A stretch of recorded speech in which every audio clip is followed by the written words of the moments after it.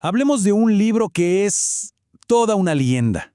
Una obra fascinante de Napoleon Hill, el mismo autor de Piense y hágase rico. Pero este no es un libro cualquiera, para nada. Es un manuscrito que estuvo escondido del mundo por una razón muy particular. Imagínense esto. Se escribe algo en 1938 y resulta ser tan pero tan polémico que la propia familia del autor decide guardarlo bajo llave. ¿Por cuánto tiempo? Por más de 70 años. Tienen un pánico terrible de la reacción que podría causar en esa época. Así que, aquí viene la pregunta del millón. ¿Qué diablos decía ese libro? ¿Qué conocimiento era tan peligroso que no podía ver la luz del día? Bueno, pues para eso estamos aquí. Vamos a desentrañarlo. Ok, para meternos de lleno en los secretos de este libro, primero hay que entender al autor. Porque créanme, la increíble transformación personal de Napoleon Hill es la pieza clave de todo este rompecabezas. Y todo arranca con un reto, nada más y nada menos que del gigante del acero, Andrew Carnegie. Él encarga a un joven Hill la misión de descubrir la fórmula del éxito.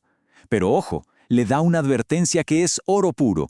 Le dice que aprenderá mucho más de los fracasos que de los triunfos.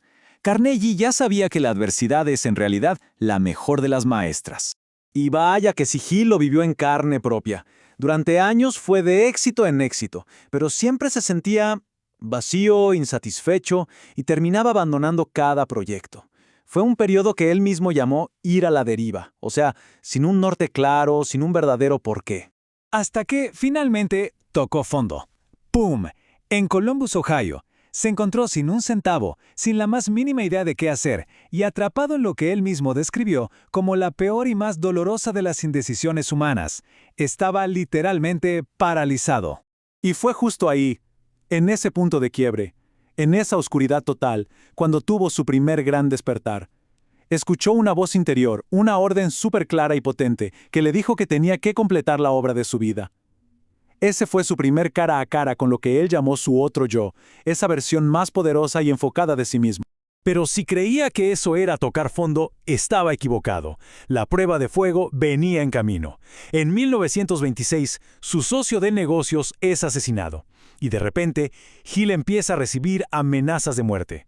Tuvo que desaparecer, esconderse durante 6 meses, aterrorizado. Esa experiencia lo hizo pedazos.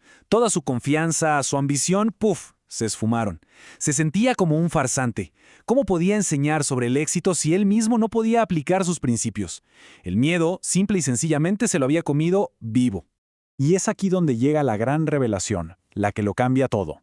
Se da cuenta de que dentro de cada persona hay una guerra, una batalla constante entre dos fuerzas. Por un lado, un yo del miedo, ese que lo había estado dominando y lo mantenía a la deriva. Y por el otro, un yo de la fe, su otro yo que finalmente toma el control justo cuando la crisis lo empuja a dejar de flotar y empezar a pensar de verdad. Bueno, y con este nuevo poder, con esta revelación, entramos al corazón del libro. Hill se siente tan fuerte que decide enfrentar a la mismísima fuente de todo el miedo y el fracaso. Y lo que hace es increíble. En su mente, sienta al diablo y lo obliga a contarle todos sus secretos. Y la entrevista arranca con una bomba. El diablo le suelta así sin más: para que te quede claro, yo controlo al 98% de la gente en tu mundo. A ver, para que nos hagamos una idea de lo que eso significa, el 98% de la gente vive a la deriva, bajo la influencia de esta fuerza negativa, y apenas un 2%, un grupito diminuto, son pensadores independientes. Ellos son los únicos que son realmente libres. ¿Y cómo lo logra? ¿Cuáles son sus armas? Pues son 6 miedos básicos.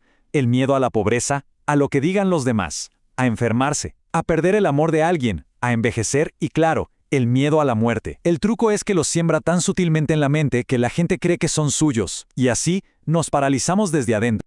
Pero de todas sus tácticas, hay una que es la joya de la corona, su truco maestro.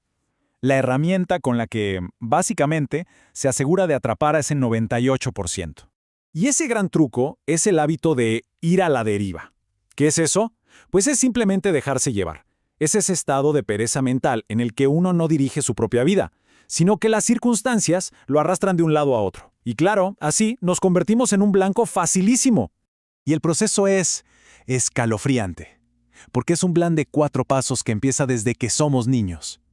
Se usan las figuras de autoridad padres, maestros, líderes religiosos, para enseñarnos a dudar de nosotros mismos, para que no pensemos de forma crítica. El objetivo final es cultivar ese hábito de ir a la deriva. Y aquí está la clave de todo, el meollo del asunto. La estrategia del diablo no es la fuerza, es la apatía. No tiene que esforzarse mucho si la gente por pura pereza o indiferencia le entrega en bandeja de plata su poder más grande, la capacidad de pensar por sí misma. Ok, ya entendimos el problema. Ahora vamos a lo bueno, la solución. ¿Cómo se le gana la partida a esa fuerza interior que nos quiere mantener a la deriva? Hill nos da la respuesta. Miren, al final todo se reduce a esto. Es una batalla interna, y cada quien tiene dos caminos para elegir. Por un lado, está el que va a la deriva. Es pasivo, lleno de miedo, sin rumbo.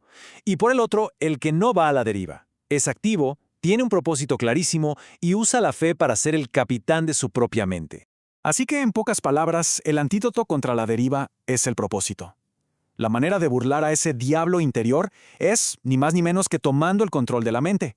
Y eso se logra con un propósito claro y el hábito de pensar por cuenta propia. Y si alguien necesita pruebas, solo hay que mirar la vida del propio Hill.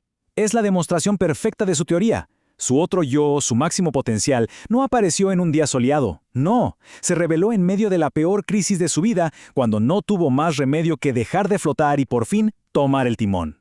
Y todo esto nos deja con una pregunta final, ¿no? Esa batalla que describió Hill no es algo de un libro, es una batalla interna que se libra todos los días en la propia mente. La pregunta clave no es quién va a ganar, sino a cuál de esos dos yo se va a elegir alimentar hoy.